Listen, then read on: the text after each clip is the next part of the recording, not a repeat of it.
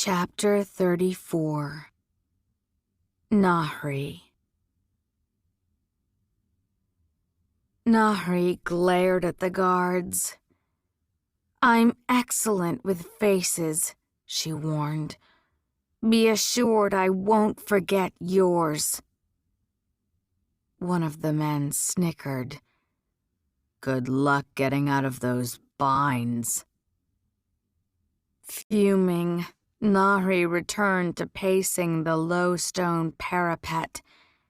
She and a still unconscious Kaveh-i Pramukh had been dragged back to the palace and deposited at a pavilion high upon the walls, overlooking the lake to await the king.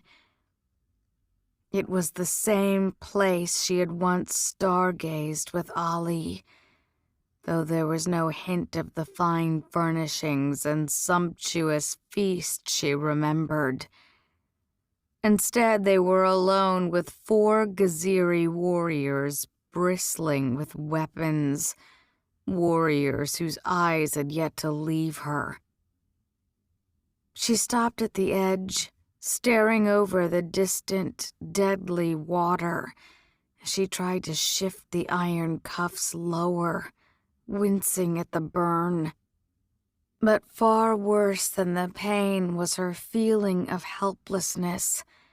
She and Kaveh had been there for what felt like hours. Nahri watching the sky grow an inky black, while Jamshid was taken God only knew where. The still lake caught her eye. Had it not been cursed, she might have been tempted to jump for her freedom. It was a long fall that would likely break a bone or two, but she was a Nahid. She could always heal.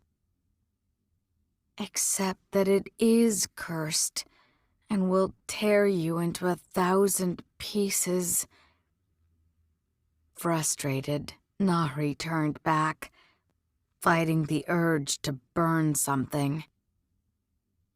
The look on her face must have been obvious.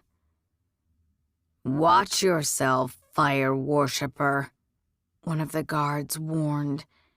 "Believe me when I say none of us have patience for the Scourge's whore." Nahri straightened up like a shot. "Call me that again and I'll see you dead before dawn." He instantly moved forward, his hand dropping to the hilt of his Zulfikar, before one of his fellows hissed a warning in Gizariya, pulling him back. "Banu Nahida?" Kaveh's voice was weak from where he lay slumped against the wall. Forgetting the Ghaziri guard, Nahri hurried to the Grand Wazir's side. His eyes had blinked open, and he looked dazed. Unable to heal him, Nahri had settled for ripping a strip of cloth from his shirt and binding it around his head. Blood had soaked through the cloth in black splotches. "Are you okay?" she asked urgently. He touched his head and winced. I think so." He sat up slowly. Where is Jamshid?" "I don't know," Nahri confessed. "Wajid took him from the Maidan, and we've been up here since then." Kaveh drew up, alarm flashing across his face. "What time is it?" "Midnight, perhaps?" "Why?" she asked when alarm flashed across his eyes. "Midnight?" he whispered. "Creator, no. I have to find him." He grabbed her shoulder with his bound hands, and Nahri jumped at the breach in etiquette. I need you to think, Nahri. Did they say anything about where they might be taking Jamshid? Anything at all? His face looked gaunt in the dim light. It wasn't the Citadel, was it? She jerked free. I don't know. And you're not the only one with questions. Why did you lie about Muntadir being hurt? Kaveh looked only slightly remorseful. Because I needed you and Jamshid somewhere safe tonight.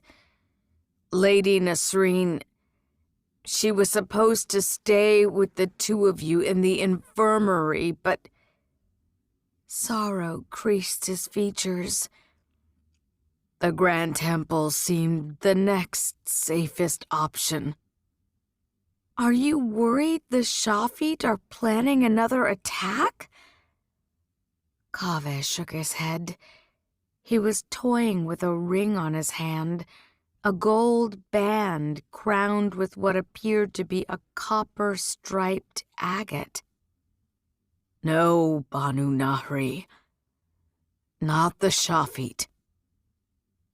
The door opened just then, the guards bowing their heads as Ghassan entered the pavilion. Nahri drew back, dread coursing through her. There was open rage in his eyes, an expression that contrasted sharply with the weary slump of his shoulders, and one that sent a shiver down her spine. Ghassan al-Qahtani was not a man who easily betrayed his emotions. He drew to a stop, looking coldly down at the devas on the ground. "Leave us!" he snapped to the guards. The soldiers were gone the next moment, closing the door behind them. Nahri struggled to her feet. "What do you want?" she demanded. "How dare you drag us here when our people are wounded and grieving because of a lapse in your security?" Ghassan tossed a scroll at her feet.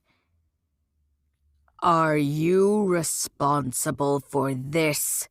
he asked. Nahri picked it up.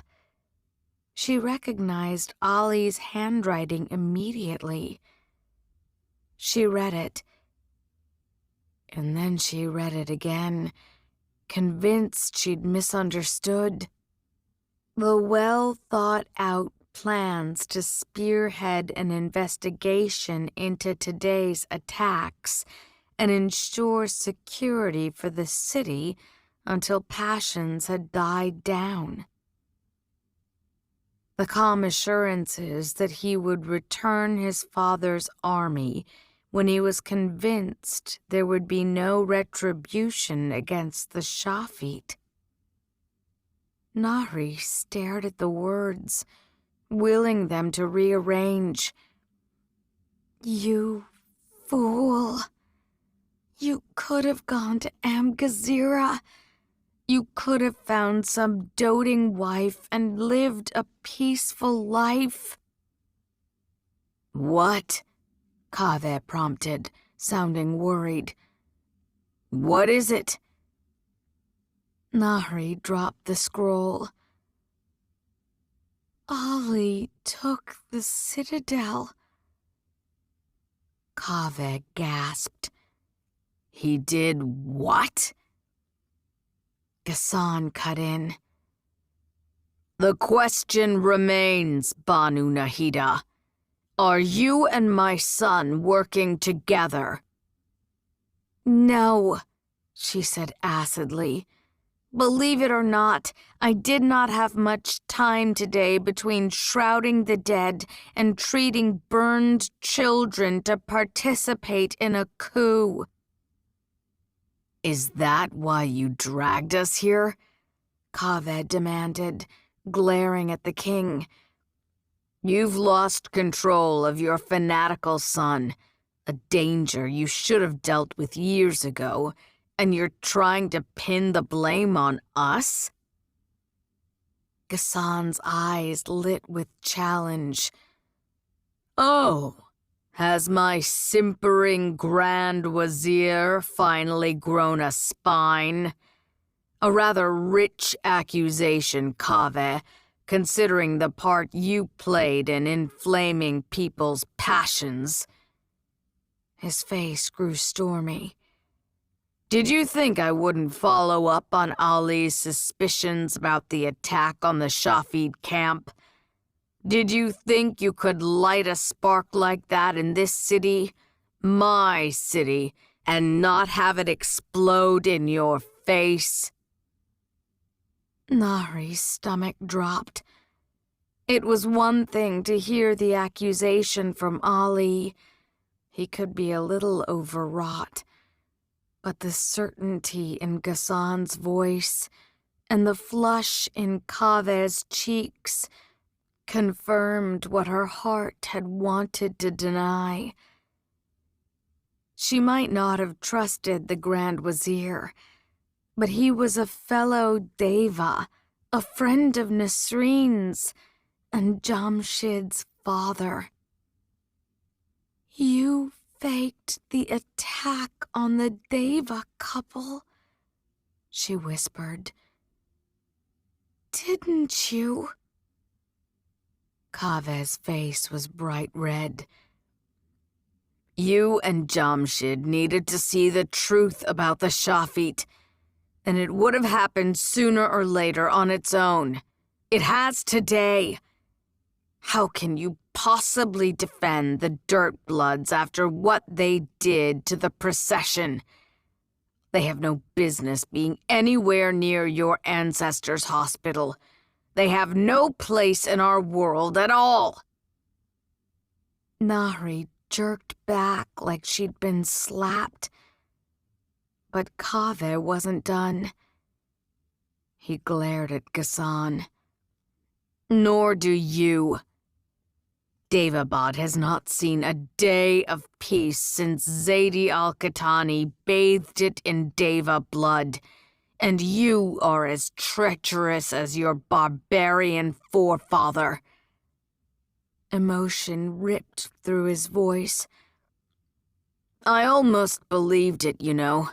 Your act. The king who wished to unite our tribes. Nahri watched as angry tears filled his eyes. It was a lie. 20 years I served you. My son took 6 arrows to save yours, and you used his life to threaten me.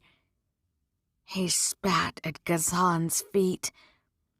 Do not pretend you care for anyone but your own, you filthy sandfly.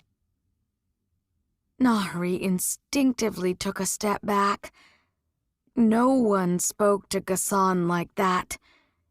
He did not brook the slightest dissent, let alone open insults from an upstart Deva Wazir.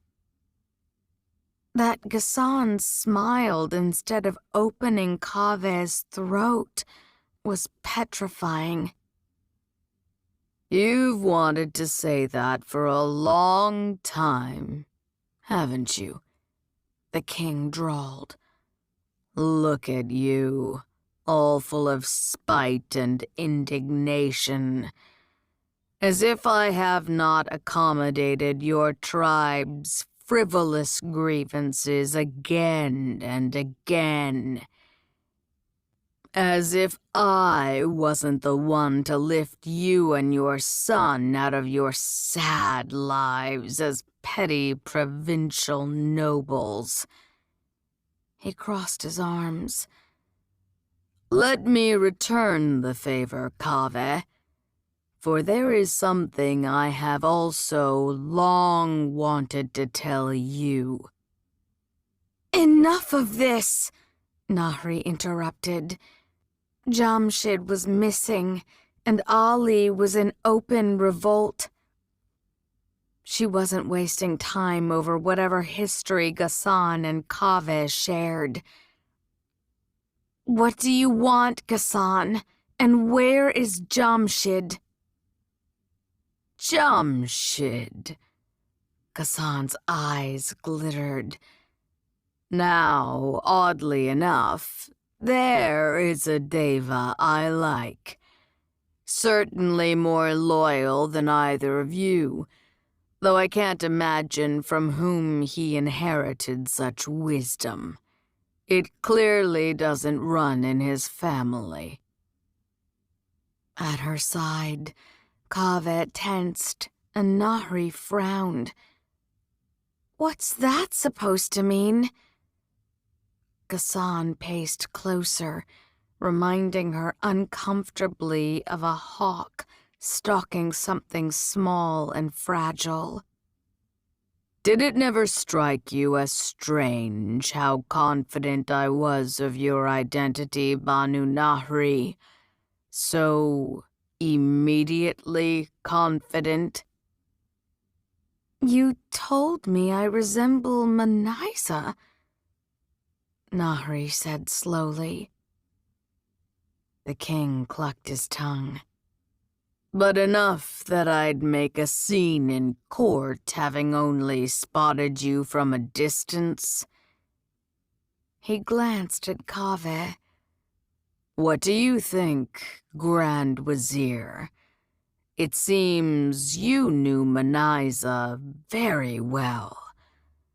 Does our Nahri resemble her strongly?"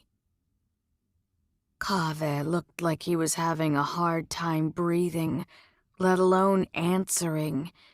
His hands were clenched into tight fists, his knuckles pale and bloodless. "Yes," he whispered. Ghassan's eyes flashed in triumph. "Oh, come now. You can lie better than that. Not that it matters. She has something else. Something her mother had. Something her uncle had. Not that either of them was aware of it. Bit embarrassing, actually." He tapped the black mark on his temple. Suleiman's 8-pointed star. You think you own a thing, and, well... A frisson of danger tingled across her skin. Hating that she was playing into his game, but seeing no way out, she pressed. "Why don't you try speaking straight for once?" "Suleiman's sealed, child. You bear a shadow of his mark. Right here." Ghassan reached out to touch the side of her face, and Nahri jerked away. "To me, it is clear as day." The king turned back to Kaveh, his gray eyes simmering with triumph, and something else, something vicious and vindictive. "They all bear it, Grand Wazir. Every single person with Nahid blood. Manisa, Rustam, Nahri." He paused, seeming to savor the moment. "Your Jamshid." Kaveh shot to his feet. "Sit back down," Ghassan snapped. The cruel humor was gone from his voice in an instant, the merciless cold of a despot replacing it. "Or the only place Jamshid, your Baga Nahid, will end up is in a shroud." Nahri reeled, her hand going to her mouth. "Jamshid is a Nahid?" Bewildered and shocked, She struggled for words. But he has no abilities. The word died on her tongue. Jamshid's desperate questions about the roomy fire that had burned him, and his abruptly healed wounds. The ancient Tukharistani he'd spoken to Razu, and the raw burst of power Nahri had felt when he clutched her hand and she summoned a sandstorm. Jamshid was a Nahid. Nahri's eyes were suddenly wet. Jamshid was family. And there was no way he knew it. He wasn't that good of a liar. She whirled on Kaveh. He dropped back to the ground at Ghassan's command, but looked no less fierce. "You hid it from him," she accused. "How could you?" Kaveh was shaking now, rocking back and forth. "I had to protect him from Ghassan. It was the only way." The king scoffed. "Fine job you did of that.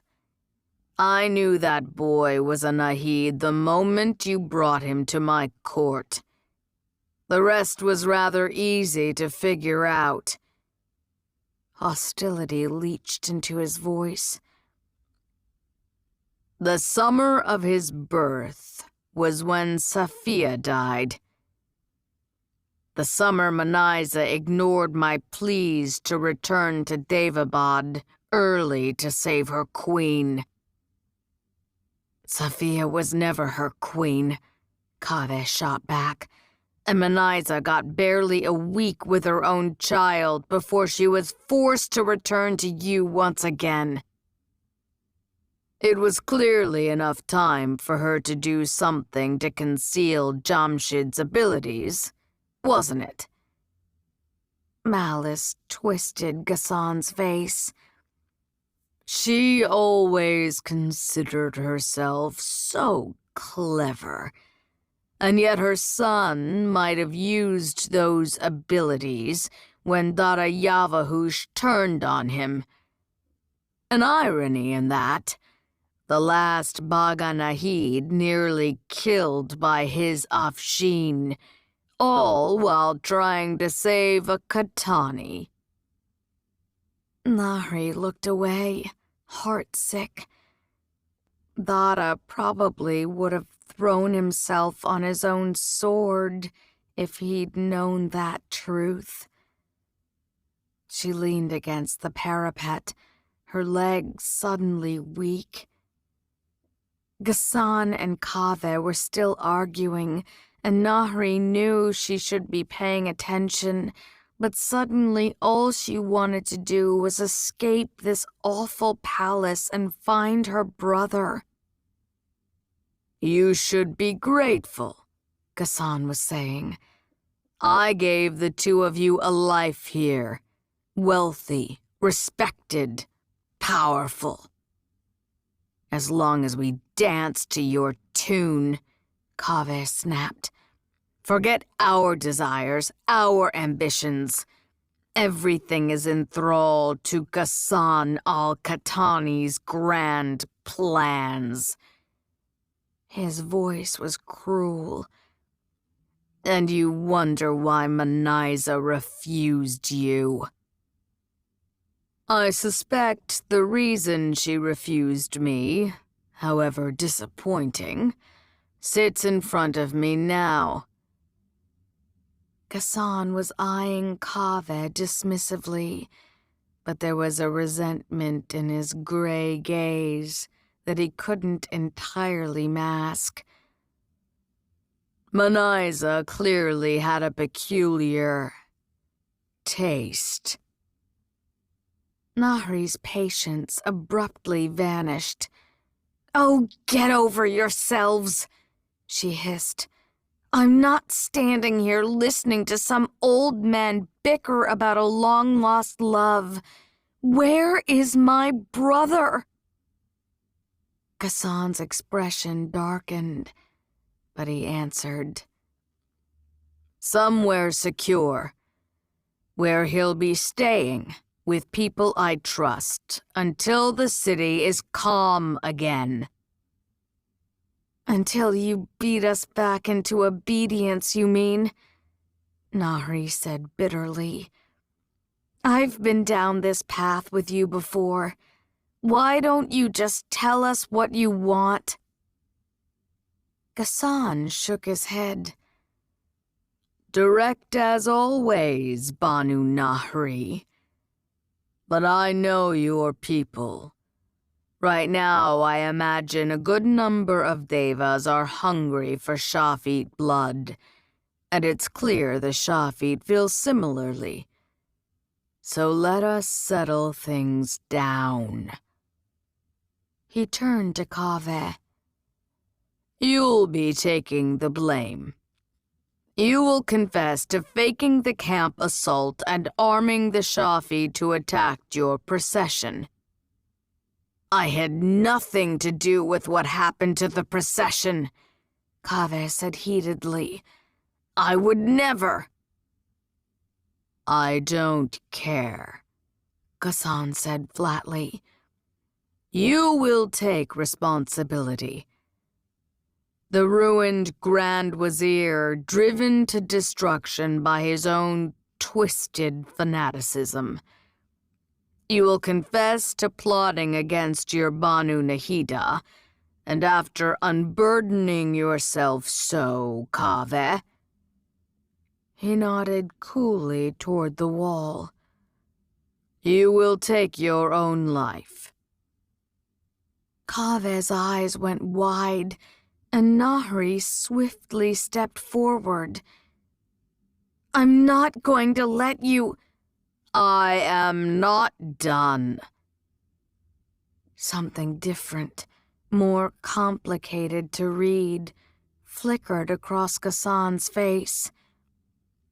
"For your part, Banu Nahida, I'm going to need you to send a letter to my youngest and inform him that you have been arrested and charged with being his co-conspirator in an attempted coup, and that you will be executed tomorrow at dawn should he not surrender." Nahri felt the blood drain from her face. What? Ghassan waved her off. "Believe it or not, I would rather not involve you. But I know my son. Ali might be happy to martyr himself, but I have no doubt he will no sooner see that letter in your handwriting than throw himself at my feet." And then, she pressed, what do you intend to do with him? The cold humor vanished from Ghassan's face. "He will be the one executed for treason." No, Nahri exhaled, pressing her hands into fists. I'm not going to help you trap him, she replied. I'm glad he's taken the Citadel. I hope he takes the palace next. "He's not going to be able to take it by dawn," Ghassan said evenly. "And you'll not only write that letter, I'll have you dragged to the Medan so you can weep for him to save you if necessary. Or I'll kill your brother." Nahri recoiled. You wouldn't. Her voice was shaking. You wouldn't do that to Muntadir. Ghassan's brows lifted in faint surprise. "Not one to miss much, are you? Though yes, Banu Nahida, I would." Indeed, Muntadir would be wise to learn to keep his heart closer. He risks himself with such affections in this world. What would you even know about affection? Kaveh cut in, his eyes wild. You're a monster. You and your father used Manaiza's love for her brother to control her, and now you plan to do the same to her daughter? Kaveh glared at Ghassan. How could you ever claim to care for her? Ghassan rolled his eyes. Save me the false pieties, Kaveh. You've too much blood on your hands. But Kaveh's words were the reminder that Nahri needed. She closed her eyes. She tried so hard to wall herself off from the king, to mask her vulnerabilities and make sure there was no chink in the armor she drew around herself.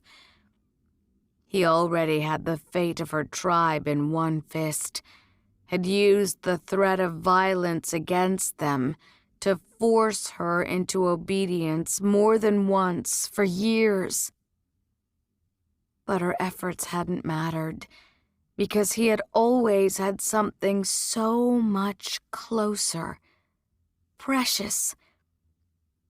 He'd built a chink into her armor from the start, and Nahri had never even known it was there. She tried to think. If Ali had taken the citadel, this was no mere palace revolt. The bulk of the royal guard was now out of Ghassan's hands.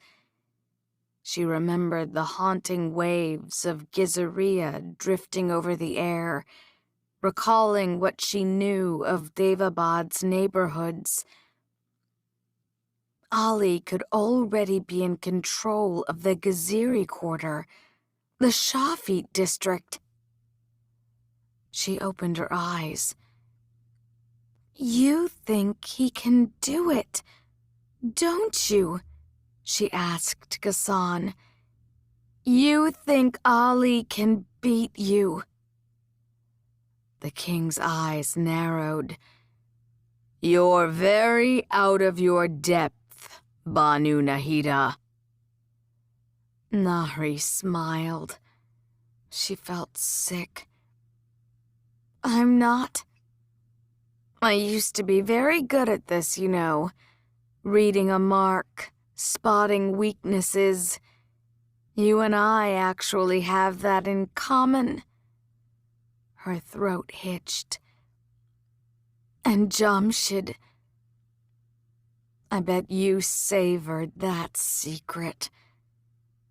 She inclined her head toward Kaveh. I bet you delighted in it every time you saw him, contemplating the ways you could revenge yourself on the man who had the love of the woman you wanted. You wouldn't give that up easily. Ghassan drew up. The king's face was calm, but Nahri didn't miss the heat in his voice. None of this posturing will get your brother back any sooner. I'm sorry, Jamshid. I'm so sorry.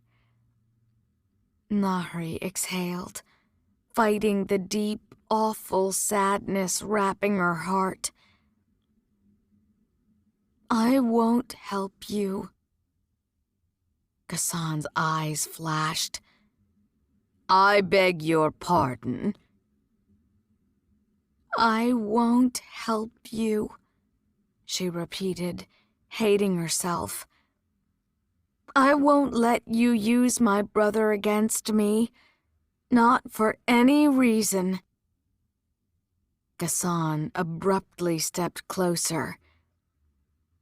If you don't do this, Banu Nahida, I'm going to kill him. I'm going to do it slowly, and I will make you watch. So you may as well do us all the favor of simply obeying now." Kaveh scrambled up, alarm twisting his expression. "Banu Nahri." Ghassan backhanded him across the face. The king was obviously stronger than he looked. The blow sent Kaveh sprawling to the floor, a burst of blood on his mouth. Nahri gasped, but the casual, brutal violence only made her more determined. Ghassan was a monster, but he was a desperate one. And Nahri trembled to think what he would do to Daevabad in the wake of a failed coup. Which meant she'd have to do all she could to make sure it didn't fail. "You're wasting your time, Ghassan. I'm not going to break.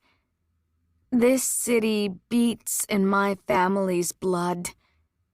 In my blood." Her voice shook slightly. "In my brother's blood. And if the last Nahids need to die to save it..." She stilled her trembling, lifting her chin in defiance. "Then we'll have served our people well." Ghassan stared at her for a very long moment. His expression wasn't inscrutable now, and he didn't bother arguing with her. Nahri had read her mark, and she knew he was about to destroy her for it. He stepped back. "I'm going to tell Jamshid who he really is," he said. "Then I'm going to tell him how his sister, having grown tired of sleeping with the man he loves, betrayed them both to save a man he hates." The words were crude, the last attempt of an angry old man who'd traded decency for a throne that was about to be wrenched away by his own blood. "Then I will finish the job your Afshin started and have your brother scourged to death."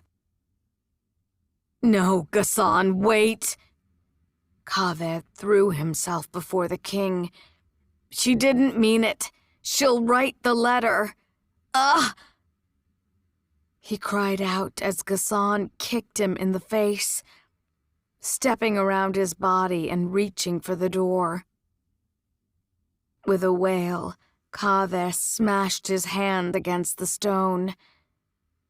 Nahri heard a sharp crack, his ring shattering. A strange, coppery haze burst from the broken gem. In the time it took Nahri to draw a quick breath, the vapor had bloomed to engulf the Grand Wazir. "Kaveh, what is that?" she asked sharply, as copper tendrils darted out like a dancer's hand, reaching, searching. There was something familiar about the movement, about the metallic shimmer. The king briefly glanced back, looking more annoyed than anything. The vapor rushed at the copper relic bolted through his ear. It instantly melted, and Ghassan cried out, clasping his head as the liquid metal surged into his ear. Suleiman's seal flashed on his cheek, and Nahri swooned, her magic gone. But it didn't last. The king's eyes went wide and still as a haze of copper veiled their gray depths. Then Ghassan al-Qatani fell dead at her feet. Her abilities slammed back into her. Nahri covered her mouth with a startled cry, staring in shock as copper-flecked black blood poured from the king's ears, mouth, and nose. "By the Most High, Kaveh," she whispered, "what have you done?" What had to be done? Kaveh was already crossing to Ghassan's body, stepping into the pool of spreading blood without hesitation. He retrieved the king's khanjar, quickly using it to slice through the binds on his wrists. "We don't have much time," he warned. "We need to find Jamshid and secure Muntadir." Nahri stared at him. Had he lost his mind? Ghassan's guards were just outside the door. They weren't getting away, let alone finding Jamshid and securing Muntadir, whatever that meant. "Kaveh, I think—" "I do not care what you think." The barely checked hostility in his voice shocked her. "Respectfully." It sounded like he was struggling not to shout. "You're not the one making decisions tonight. A thing that is clearly for the best." He glanced at her, his eyes simmering with anger. "You will answer for the choice you just made. Not tonight, not to me, but you will answer." A fly buzzed past her ear. Nahri barely noticed. She was speechless. Then another swept past her face, brushing her cheek. Kaveh turned to look at the sky. More flies were coming, a swarm from the direction of the lake. Grim determination swept his features. "It is time." There was an angry shout from beyond the closed door. Nahri instantly recognized the voice. "Muntadir!" She lunged for the door. His father might be lying in a pool of blood on the ground, but right now, Nahri trusted her estranged husband far more than the mad wazir who'd orchestrated a riot and assassinated a king. "Nahri?" Muntadir's voice was muffled through the door, but from his tone, he was clearly arguing with the guards on the other side. Kaveh shoved himself between Nahri and the door. "Muntadir cannot come in, Banu Nahri. He cannot be exposed to this." "Exposed to what?" she cried. "The fact that you just murdered his father?" But as she tried to wrestle past him, she suddenly spotted what Kaveh meant. A coppery haze was reforming above the dead king. Glittering particles, like minuscule metal stars, swirled up from Ghassan's pooling blood, forming a cloud twice the size of the one that had escaped Kaveh's shattered ring. Nahri instantly backed away, but the vapor flowed harmlessly past her and Kaveh, separating and undulating around her waist like a wave. The flies zipped over them all. Dozens now. Muntadir broke down the door. "I don't care what he said," he shouted, trying to shove past a pair of guards. "She's my damned wife and—" Muntadir recoiled, his eyes locking on his father's bloody body. Abba? The guards reacted more swiftly. My king! 2 flew to Ghassan, the other 2 going for Nahri and Kaveh. Muntadir didn't move from the doorframe, falling heavily against it, as if it was all that was keeping him on his feet. The flies suddenly flickered into flashes of fire, dissolving into a rain of ash. "Muntadir, I didn't do it!" Nahri cried as one of the guards grabbed her.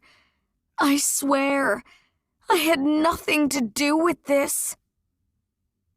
A roar broke the air, a scream like the crash of ocean waves and the bellow of a crocodile. It sounded dully distant, but it set every hair on her body on end. Nahri had heard that roar before. The vapor struck again. The guards who'd gone to Ghassan screamed, clutching their heads. The soldier who'd seized her dropped her arm and backed away with a cry. But he wasn't fast enough. His relic dashed into his ear with vindictive speed. He shrieked in pain, clawing at his face. No. Kaveh's horrified whisper cut through the wails. His gaze locked on Muntadir, still framed against the door. This wasn't how it was supposed to happen. Muntadir's eyes went bright with fear. Nahri didn't hesitate. She shot to her feet, running across the pavilion as the coppery cloud, now tripled in size, flew at her husband. "Banu Nahida, wait!" Kaveh cried.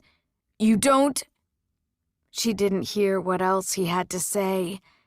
The vapor just behind her, Nahri threw herself at Muntadir.